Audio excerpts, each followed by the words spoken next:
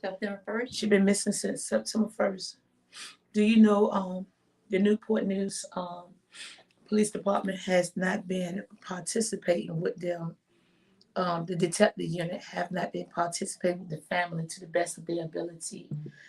They have not to this day issued an Amber Alert out for her or anything. Call the FBI. Call the FBI? Call the FBI. I guarantee they'll come out then. Right. Because they are an agency that's supposed to intervene when there are laws that are actually being broken and violates the rights of the people. Right. This is why everyone needs to get this in their hand. Do you mind if I face your off because it's taking over your face on the thing?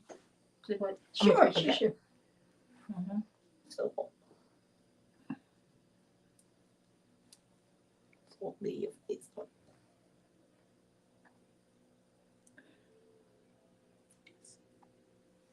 That's right. Yeah, so she's been missing. Her name is Tanisha Taylor. Guys, she's still missing. The family has not to this day heard anything from Tanisha Taylor. She's 31 years old and she is missing from Newport News. And guys, we are now in the 24th day from the last time she was ever seen or heard. Still, there has not been no Amber Alert issue for her. If y'all have any information on Tanisha Taylor for Newport News, Virginia, please get in contact with Newport News Police Department or her family. It has been aired on Wavy News 10 a couple of days ago. And today we're pleased to let you guys know, that Channel 13 News did come out on today to help us with the search of Tanisha Taylor in Newport News. On tomorrow morning, I think it's by Christopher Newport College. The family is going to come together once again for a community walk and search for her. This will be the second search. They did one on last week, so they asked anybody that's available tomorrow at 9 o'clock in the morning to come out and help try to search for her. They will be at the Starbucks over there by Christopher Newport College in Newport News, and they're going to search that area as well, looking for her. Guys, she is mentally disabled, and she has been off of her medication for several days. Oh the family is really concerned for her, and she's not getting any type of participation from the detective unit in Newport News. I was there the other day, and the family asked me to come out to document, just the way they had been treated. Sure. They say because they never came out. It was 21 days before a detective from Newport News decided to come to the residence to take a report about Tanisha being missing.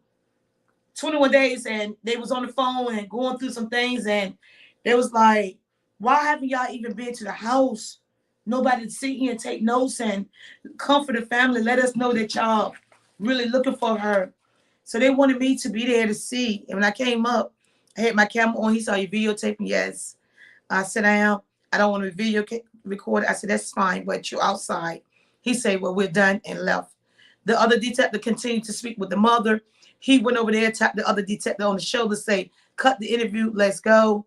And that's how they left the story. And they have not been back out to the residence since that day. What's that say? Okay. There is a law within our nation under Title 42 USC Section 1414, Pattern and Practices. This civil statute was a provision within the Crime Control Act of 1994 and makes it unlawful for any governmental authority or agency thereof or any person acting on behalf of a governmental authority to engage in patterns or practices of conduct by law enforcement officers or by officials of employees of any government agent with the responsibility to administration of civil or judicial juvenile justice or the incarceration of juveniles or whatever. They have the right by the Constitution to go and do whatever is necessary in the search of this child. And the reason why they haven't done it is because it's a racial issue. Right. If it had been a white child, they would have it all over Amber Alert. Right. And this she's isn't right. And she's 31 years old. And Dr. Anderson, is another picture that's out there. You can see the deterioration of her mental stability. Yes. She go from looking normal, then she go from this to she goes to this. And you can see the mental, definitely. And she's missing, and no one will help the family search for her. So guys, if you're available tomorrow around 9 o'clock, come out to Christopher Newport College, the Starbucks across the street, and join us out there to look for Tanisha Taylor, been missing since September 1st. Guys, we live in Virginia, and I seen on Wavy News 10, we thank them for airing it once or twice. I missed it because they aired it so quick. I didn't get to see it. Channel 13 News picked the story up, so hopefully they'll air it more than once. But I want to ask my local news station, like, how could you? And we feel sorry for Gabby family, that white girl that's missing. We pray for all our people that's missing. That's true. But how can y'all disrespect us like y'all have by airing Gabby missing out of state, and you got your own black person right here in state that's missing, that y'all not airing on the air? She's been gone for 24 days. Like, God. If the local news will pick her story up, then the national news will pick it up. Most definitely. Like they did Gabby's. Yes. And it takes the local news station to do that. So without our local news station backing us up in the search and informing the public that she's missing, then we can't get national attention. So I'm just like, I do the best that I know how. The family is doing the best that they know how. We're slowly getting some cooperation from the local news station. Any work is good work. So we just want to thank y'all, even though y'all real late. We want to thank y'all, even though y'all put somebody else from another state before our own missing person here at Hampton Roads. We still want to thank y'all for taking your time to come out here and assist us. But we just don't understand why our own missing resident of Hampton Roads can't get the attention from y'all that y'all gave Gabby from a whole nother state. And this young lady been missing longer than Gabby. And she's from right here. That's sad. But this is what we're challenged with. Sad. It's really the truth that it's disturbing that this stuff still happens in these days and time. Right. And what really baffled me is that we still do so much black on black crime to each other, like as if we're not challenged with enough stuff already. And we still baddies this morning, Norfolk, Virginia, baddie found on the interstate. Shot dead. Oh, no. Shooting in our high schools. Guns been taken into games, and our kids going to school, see a baseball game, football game, whatever, basketball game, 6 guns located inside of there. Like, it's a lot of work in our community that needs to be done, guys. I just want to one more time say, guys, if you heard anything about Tanisha Taylor for Newport News, Virginia, anything, I want to thank the person that sent the picture in to me last night. I forwarded it over to the family overnight. It was not her, but we thank you for out there actively searching. So people in Norfolk are actively searching for her for Newport News. People in Newport News is actively searching for her. If you have seen or heard anything about her, once again, contact 911. Even though they don't care, we care. Even though our lives don't matter to them, our lives matter to us. Amen. That could be our own child. It could be. It could be. I was just informed today is another lady missing in Virginia Beach. When I get time, I'm gonna go to that story. It's she's not old, but she's an older white woman. She got a child, probably her, I don't know. She's an older white woman. They said her daughter, somebody sent me the link, said her mother took an Uber to work on yesterday. It had not been seen or heard from since. She called the Uber. It was an older white guy, allegedly. She got into the car, and she have not been seen since. So as soon as I get some time, I'm going to share with that too, guys. But the purpose of us being here today is to speak to Dr. Anderson. Dr. Anderson, thank you for coming again, once again, to the Thank Really Young you. Live studio. Thank you. I appreciate this We appreciate you. because, so many times our neighborhoods are not informed or they don't know how to be informed as far as the laws and those things that affect them each and every day. And they find themselves in a dark circle of confusion. And then they are perpetrated upon by the actual individuals that are in high positions to basically threaten them and keep them from actually acquiring the rights and privileges that are actually belong to each and every one of us who live in the United States of America. Yes, but it's sad to know that we have those who have only concern for themselves. Yes, ma'am. And what I want to talk about today is a situation that is very, very disturbing to me that has been going on for 6 years.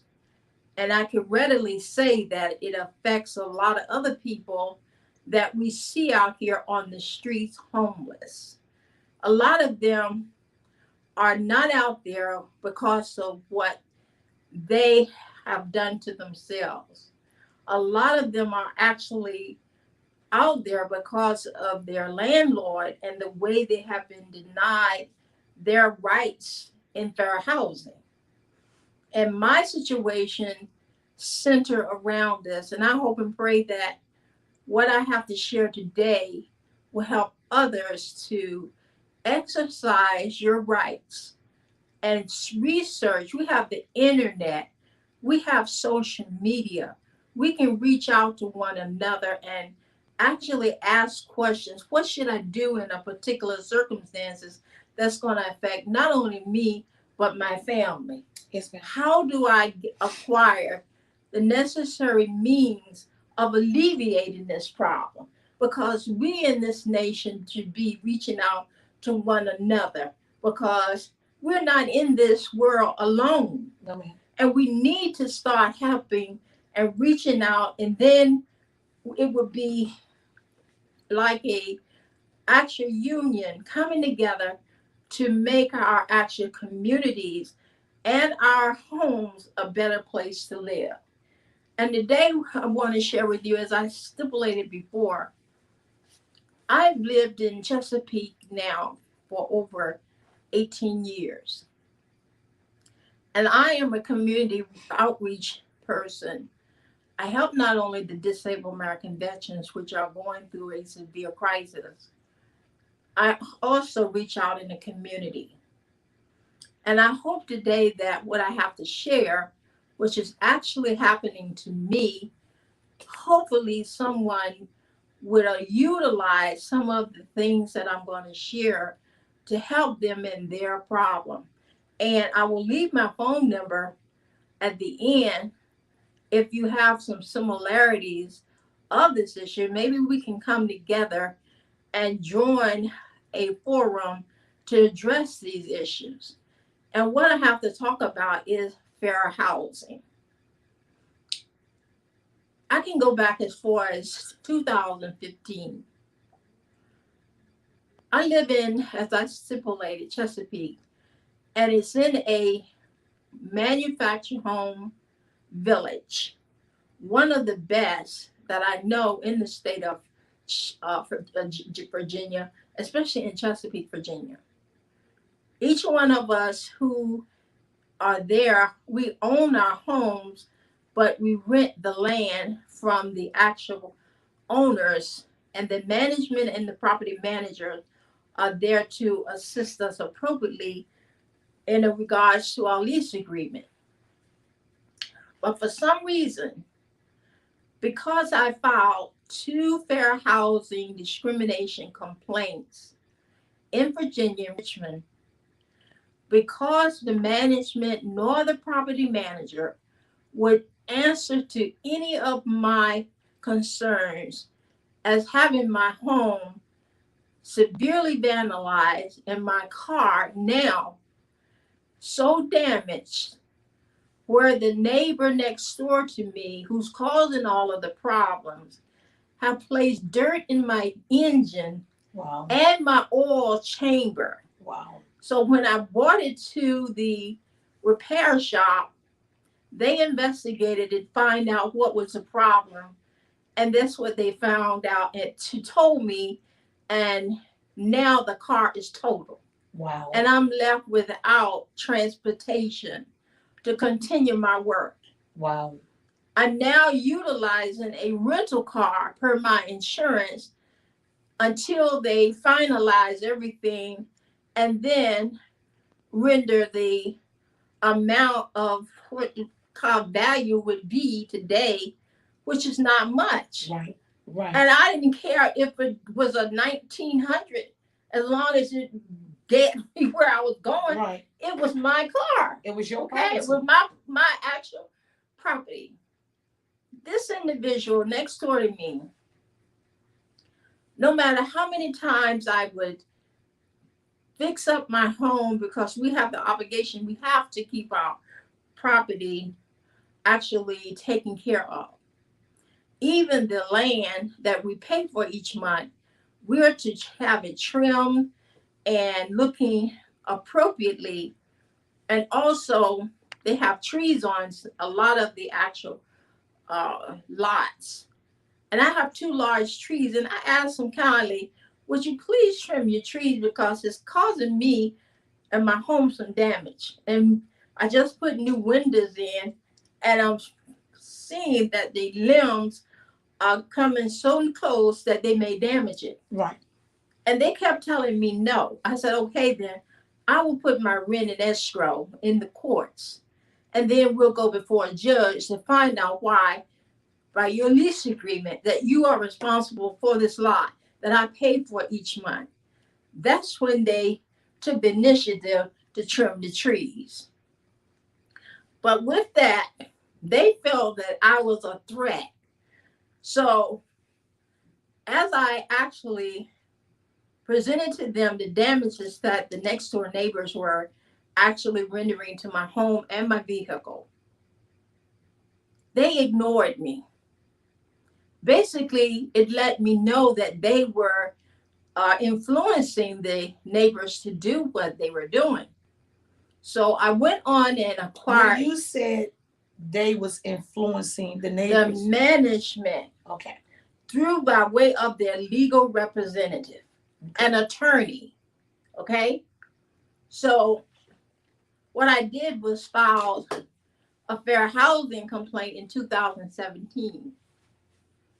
Once they had the actual investigation from fair housing, I was very terribly disturbed, because what they submitted was from the attorney, who tried to basically, not try, but did actually submit fraudulent false accusation to make me look like that I'm the person who's causing all the, in other words, they flipped it and say that I'm the one causing the problem. Wow. How are you causing problems? That's just what they gave to fair housing to try to make it look as though my initial filing of the fair housing complaint was a false and fraudulent paper, that's something that I just did out of the fact that I was upset. Sure, I was upset of my property being damaged. Yes, ma'am. I'm taking more money out of my pocket to rectify the damages, but yet I wasn't getting any help. Right. The damages got so severe that I went and took out 2 protective orders against the husband and wife to stay off of my property. Wow. That didn't do any good. So did they issue the protection order? Yes. Okay. I went to court and I went and talked to the Commonwealth attorney, and her actual assistant initially told me that she wasn't available and she didn't think that she would actually render me the assistant of the office of the Commonwealth attorney. In other words, to acquire a assistant to come to court to represent me in my case. I told her to take out a pen and paper. I said, I want you to give this message to the Commonwealth attorney. if she doesn't allow me assistance from her office, I will come down with a group of people and protest in front of this court, making it known that she has not done anything in our Afro-American communities. In less than an hour, she called me and told me that they would allow me to have an assistant from their office to assist me with this. Wow. So we went to court, which is a criminal matter, and the judge awarded me the protective order because I had enough evidence that I showed the assistant Commonwealth attorney, and they were ordered the protective order. How long was the protective order? 2 years. 2 years. So what happened through the 2 years? Did they harass you? They did worse than that. What did they do? I had to initially have my car fixed because he was taking and scratching it up, pulling off certain things, kicking off the bumper, a whole lot of things. You tell me he actually kicked the bumper Yes. Yes, ma'am. He did everything he could think to do. Wow. And see, I found out that the reason why he was doing this, because the attorney paying him to do this and then sending me letters each time I called in to make a report. Do you allege that's what the attorney was doing? No, ma'am, I know this for sure. Okay. I'm not alleging it. Okay. That's why I'm in federal court. Okay. I know for a fact that this attorney has utilized the next door neighbors to vandalize my home, damage my property, my car, everything. And yet and still, I'm supposed to be humble enough when he sends me letters telling me nothing has occurred, no one has violated the lease agreement, and nothing is granted, and we ask you or render you 30 days to actually leave the premises. How long ago was it since the first time they gave you 30 days to leave the premises? They pack your whole mobile home up and leave the premises? No. I couldn't take the home with me. I would have to sell it. What? Yes. Why? Because where would I have to put it? I have no land. I have to buy land.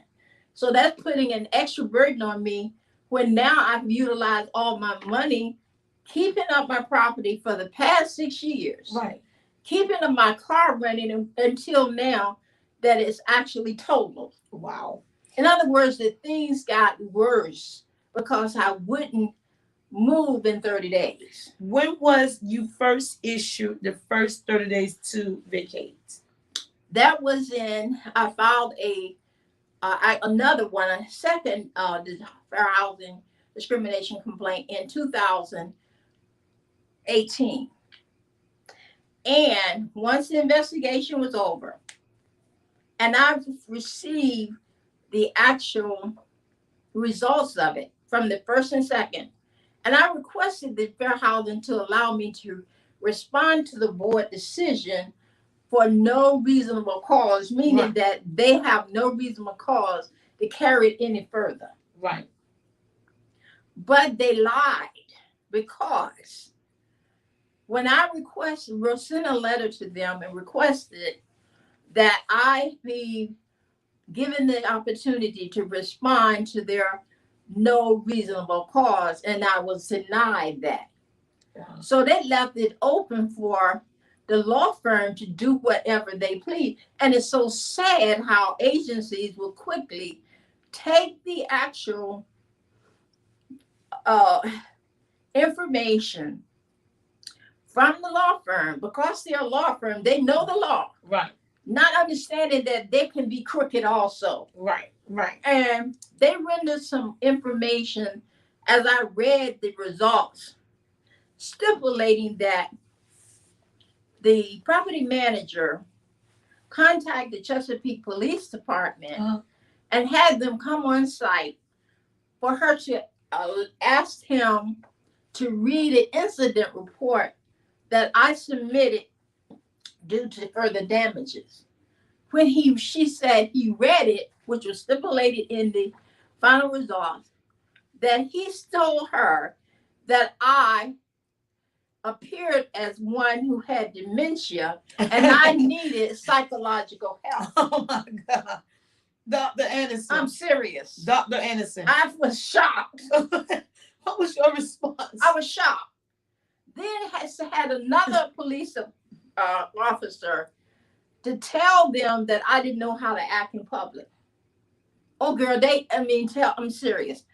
I couldn't even comprehend how the housing authority in Richmond would even accept all of the fraudulent false accusations that they actually came up with. They was trying to find you medically disabled. And then had the audacity. They was going to lock you up. They did have me locked up. What? They took out a warrant. The lawyer instigated the property manager to take out a warrant against me to acquire a criminal protective order, saying that I violently attacked her.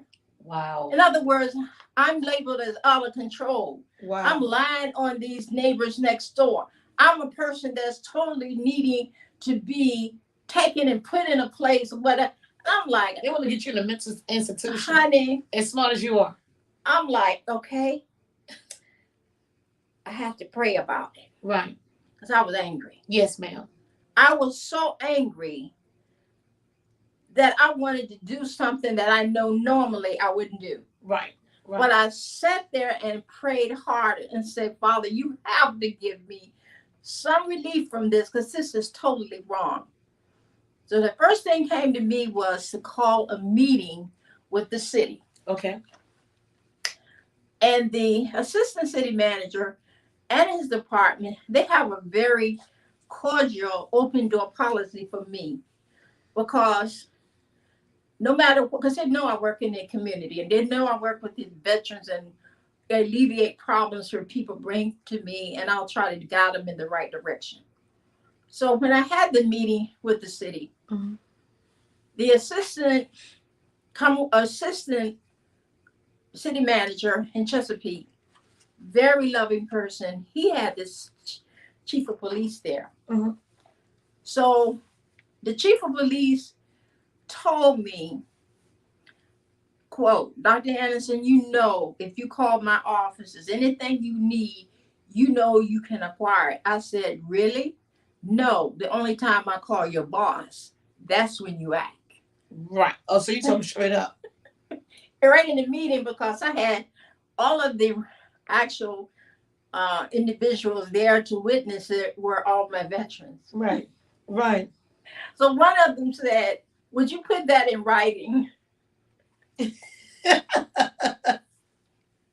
So what I did, we showed him the documentation, the chief of police, and he said, Dr. Anderson, none of my officers can participate in such manner to respond to such information rendered to them. Dr. Anderson, I must stop you. Because you know you highly educated. Yes, ma'am. So, you know, when you start speaking sometimes, it can come to us as Chinese. Honey, I'm so can you break it down to us? Yes, I will. What happened? In other words, he looked at the document, told me that this is not the policies of his department. And one of the veterans said, would you put it in writing? Right. He definitely did. Right. To show evidence that they cannot participate in such, and he had a meeting with the officers. Wow. And they said they didn't even know me. You lied? They never even heard of me. Wow. They never had any confrontation or conversation with me. Wow. So how could I be the person that they described to fair housing? Wow. As someone who, and how would they be qualified to do such things? Wow. So after that situation, I continue to gather more information as the lawyer keeps writing me and telling me what I can do. And really what disturbed me was when I obtained an attorney to assist me from Legal Shield. This lawyer had the audacity to go to the law firm to have her dismissed. Wow. Because we were getting close to a serious lawsuit. That's ridiculous. People will do anything to substantiate their actions to try to make a lie look like the truth. Wow. But as we know, there's not a word in the English language to make a truth a lie.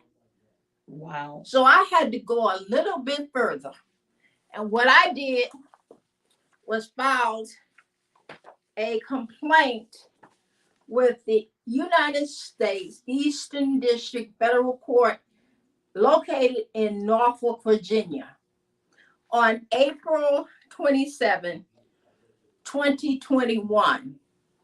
I also filed one in 2018, which they held because they gave favor to the defendant rather than me as the one who filed the actual complaint. Wow. So did they end up suing you, or did No. I had to get the United States Attorney General to investigate my complaint and ask them to release it in order to get it processed. Wow. And they did. Wow. Only after they rendered me the actual information to go further in order, they asked me to amend my complaint. Oh, so once you found out that they was wrong for taking this away, you got the Attorney General to put it back. Then they wanted it was there. They were just holding it. They was holding it, but it won't go nowhere. It couldn't move. Right. So you asked the Attorney General to release the hold off of it. Investigate why they were holding my actual complaint. So once they found out they shouldn't have been holding, they released it. They released Once they released it, they asked, who asked you to go and amend it? The lawyer. That means the judge in the actual court. Why would the judge in the actual court ask you to amend your statement? Okay, once I submitted that and they asked me to amend it, that was only an illegal tactic which left fraud on the court. Okay. It didn't need amending. It had all the evidence of what I was bringing the lawsuit for. That's your complaint. You give as much evidence as possible in your complaint in order for the court to allow you to go further within the lawsuit. So let me ask you this. Once you amended, what happened? What happened was... I should have said this. Did you amend it? Yes, I did. Once you amended, what happened? Really good. They dismissed it. I'm laughing to keep from crying. They dismissed it, stipulating that the informal papyrus wasn't being accepted. But that's a lie. When I filed for the informal papyrus initially, before filing the actual complaint, putting all the correspondence in, it was accepted. Once I amended it, then they reversed the informal papyrus. Wow, so they set you up to do something to get you kicked out? Only because they favored the defendants. And that is a policy that is totally wrong in a court of law. So that's why you said it was fraud in the court. Amen. So they made you basically change your document, which they accepted.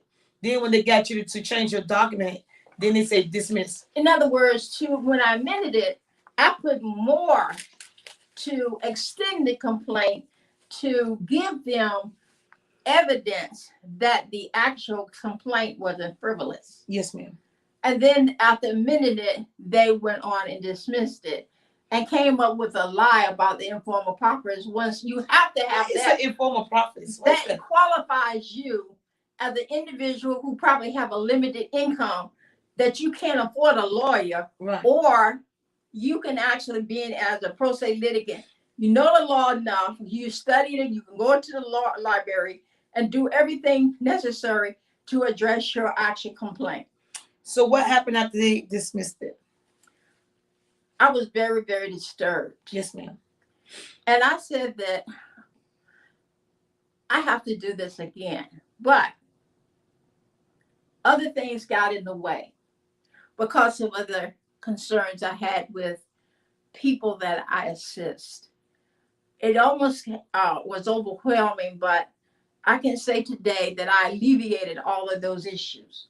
So in April of this year, I decided to file another complaint, which is this complaint right here that was filed in April of this year. As I repeat, they did the exact same thing, held it, and I called on. How long did they hold it for?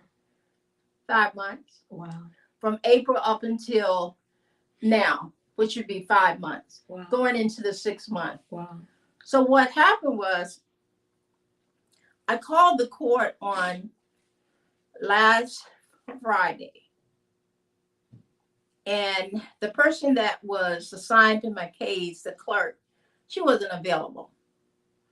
So I waited again, and I called this week, and I was told we've, quote unquote, we have had so many calls. I said, excuse me, before you go any further with that, I only called Friday.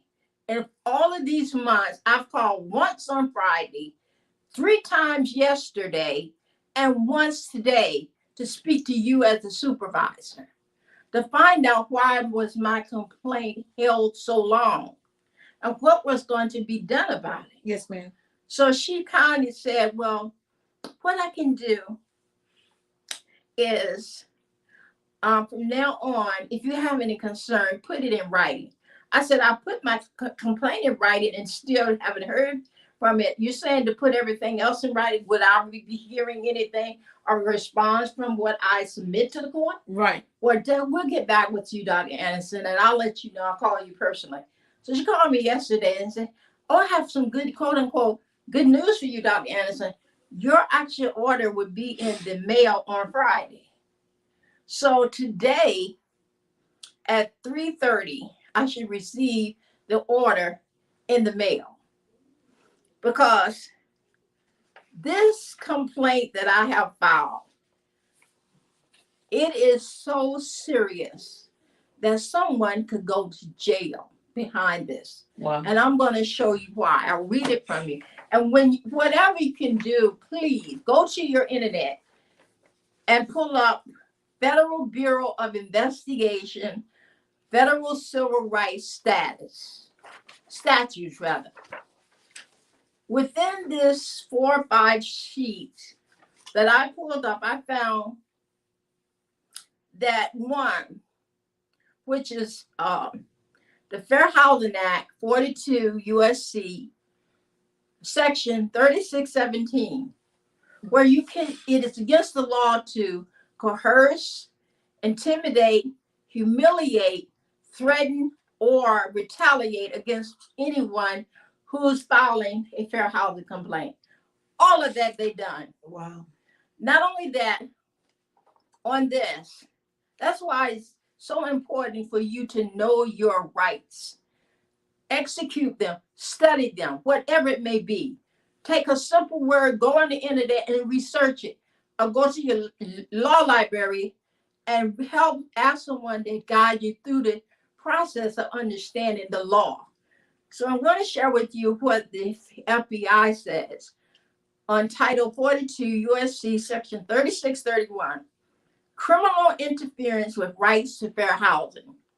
This statute makes it unlawful for any individual by the use of force, threatened use of force to injure, intimidate, or interfere with, or attempt to injure, intimidate, or interfere with any person's housing rights because of that person's race, color, religion, sex, handicap, status, or natural organ.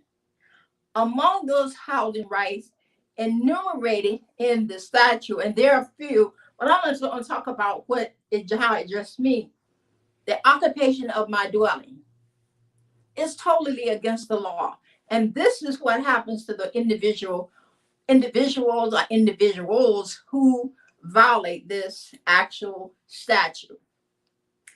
This statute also makes it unlawful by the use of force or threatened use of force to injure, intimidate, or interfere with any person who is assisting an individual or class or persons in the exercise of their housing rights. Punishment varies from a fine up to 1,000 or imprisonment of up to 1 year, or both. If bodily injury result, shall be fined up to 10,000 or imprisoned up to 10 years, or both.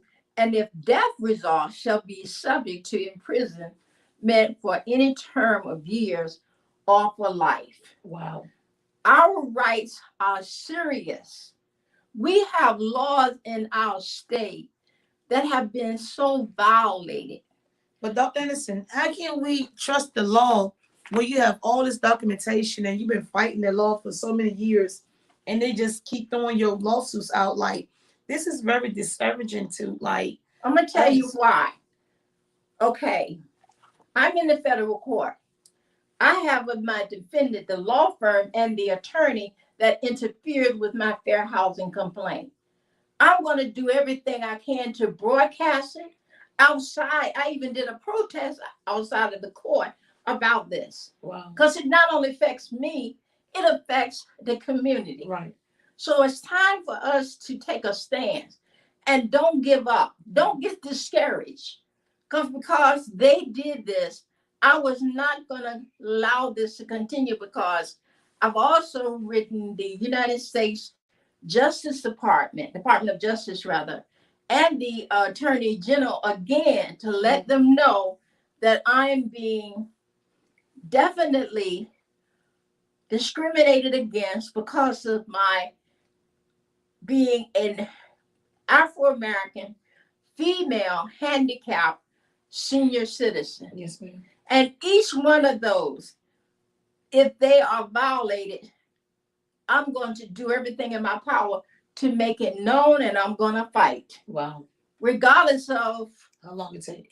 It doesn't matter, because as a United States citizen, I have the right to exercise my rights according to the U.S. Constitution and the 1964 Civil Rights Act. Yes, ma'am. And so many times people give up and discourage, and they don't know what to do. They can't afford a lawyer or whatever. Don't give up. Actually formulate a forum. Get other people in your community involved. Ask questions. Go to your leaders, your city, your managers, or whoever it may be.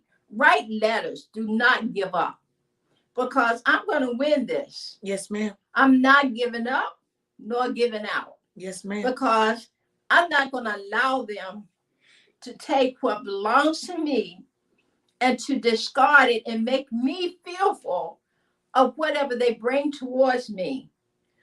I'm not going to do that. I can't do that. Right. This is why I try to help as many people as I can, because I studied law long ago to become a civil rights attorney. But my passion led to become a diplomatic healthcare practitioner. But I was so thankful to know the law, because they don't teach it to us in the schools unless you are actually in a class or a university where you're actually going to be an attorney or whatever it may be in law. Right. It's good to know your rights. Wow. And to exercise them. Do not let anyone take away from you what was already given to you as a United States citizen. And you heard it here first before Wavy News 10, Channel 3, and also Channel 13 News, where Dr. Anderson says she would not give up. If y'all think y'all can just keep dismissing her case on anything, small technicalities, it's not happening. She has contacted the Attorney General, and she's about to contact them again to let them know that y'all keep trying to hold her case up. Thank you for releasing her case on today. And we look forward to receiving her package sometime this week. Dr. Anderson says she will have her day in court, and she's not going to give up, nor will she give out. Thank you, Dr. Anderson, for coming into the Rodeo Live Show. Thank you so much for allowing me to, because there are others out there who are going the same thing, and they don't know what to do. That shouldn't be. Wow. We have rights, privileges, and we need to exercise those rights and privileges. Do not allow anyone to take away from you what you have already earned as an American citizen, just like anyone else, no matter how high they are or how low they are or what title they have. You have rights. Execute those rights. And you heard it here first. Until we meet again, guys, wakey out there. Once again, guys, if you have seen Natasha or Tanisha Taylor anywhere, please contact 911. Her family have not heard or seen her in 24 days. Come out tomorrow, Christopher Newport, Starbucks, and line up and walk the neighborhoods with the family in search for Tanisha Taylor in Newport News, Virginia. I'm Rotary Young Live. Thank you guys for tuning in. Thank you. Thank you. How many, Rhoda? Let's see.